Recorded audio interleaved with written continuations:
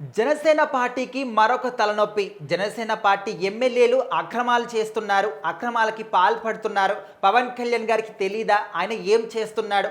So ఇట్లాంటి questions అన్నీ కూడా మనం వింటూ ఉన్నాం.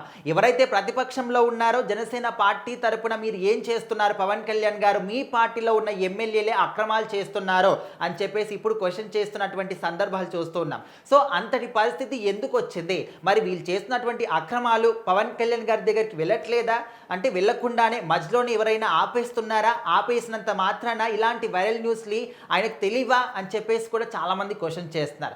మరి జనసేన పార్టీ తరపున పవన్ కళ్యాణ్ గారు 100% స్ట్రైక్ రేట్తో గెలుపొంది ఒక మంచి పేరు సంపాదించుకున్నారు. ఇప్పటికీ కూటమి ప్రభుత్వం వచ్చి ఒక సంవత్సర కాలం పాటు గడుస్తుంది. అయినప్పటికీ కూడా మంచి మంచి పనులు ఎక్కడెక్కడికో వెళ్ళి సేవ చేయడం కావచ్చు, ఇచ్చిన హామీలు నిలబెట్టుకోవడం కావచ్చు, రాష్ట్రం అభివృద్ధి విధంగా తీసుకెళ్లే విధానం కావచ్చు, అందరికి కూడా నచ్చింది. పవన్ కళ్యాణ్ గారికి మంచి పేరు వచ్చింది. సో ఇక్కడ డిప్యూటీ సీఎంగా ఉన్న పవన్ కళ్యాణ్ గారు మంచి పనులు చేస్తూ ఉంటే, మంచి పేరు సంపాదించుకుంటే, ఈ మంచి పేరుతోని ఈ పార్టీలో ఉన్న ఎమ్మెల్యేలు మాత్రం అక్రమాలకు పాల్పడుతున్నారు, మంచి పేరు చాటున అన్ని కూడా అక్రమాలు చేస్తూ వెళ్తున్నారని చెప్పేసి కూడా ఇప్పుడు న్యూస్ వినిపిస్తుంది. అయితే మనకు టీడీపీ సీనియర్ నేత దేవినేని ఉమా మహేశ్వరరావు గారు, ఆయన ఒక కాల్ రికార్డింగ్ అనేది బయటపడింది. సో ఆ కాల్ రికార్డులో ఏం మాట్లాడాడు అంటే, ఇక్కడ పోలవరం ఎమ్మెల్యే ఎవరైతే ఉన్నారో చిర్రి బాలరాజు గారు, ఆయన ఒక్క సంవత్సర కాలంలో అంటే కూటమి ప్రభుత్వం వచ్చి 1 year అయింది కాబట్టి ఈ 1 yearలో 100 కోట్లకు పైగానే సంపాదించాడని చెప్పేసి ఆయన మాట్లాడడం జరుగుతుంది. మరి 1 yearలోనే ఇంత చెడ్డ పేరు వస్తే ఇంకా 4 సంవత్సరాలు ఉంది.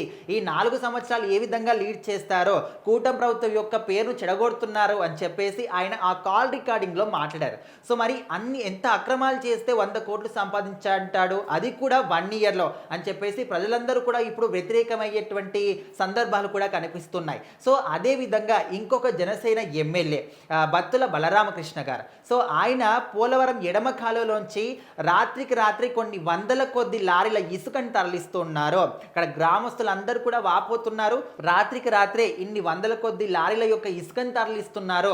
ఫ్యూచర్లో మీరైతే అంటే అక్కడ పునాదుల నుంచి కూడా ఇసుకను తవ్వి ఈ విధంగా తరలిస్తున్నారు. ఫ్యూచర్లో మా గ్రామాలకు ఇబ్బంది ఉంటుంది, ఆ ఒక అడ్డుకట్ట ఏదైతే ఉంటుందో అదంతా కూడా బలహీనపడే అవకాశం ఉంటుంది. ఫ్యూచర్లో మా గ్రామాల పరిస్థితి ఏంటి అనే విధంగా వాళ్ళు వాపోతున్నారు. ఇంకా చూసి ఊరుకోలేక రాత్రికి రాత్రి ఆ గ్రామ సభ్యులందరూ కూడా లారీలకు వ్యతిరేకంగా ఉండి వాటితో పోరాటం చేయడం కావచ్చు.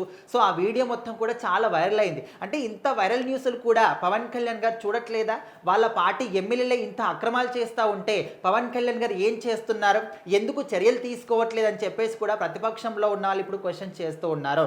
సో ఇంకొంతమంది ఏమంటున్నారంటే, ఇది ఎవరైతే ఈ విధంగా చేస్తున్నారో ఇవన్నీ కూడా ఆయన దగ్గరికి వెళ్ళకుండా మధ్యలో కొంతమంది వీటిని ఆపేస్తున్నారు, ఆయనకు తెలియకుండా చూస్తున్నారని చెప్పేసి కూడా మాట్లాడుతున్నారు. వాళ్ళు కూడా జనసేన వాళ్ళే అని చెప్పేసి కూడా ఒక న్యూస్ అయితే బయటకు వచ్చింది.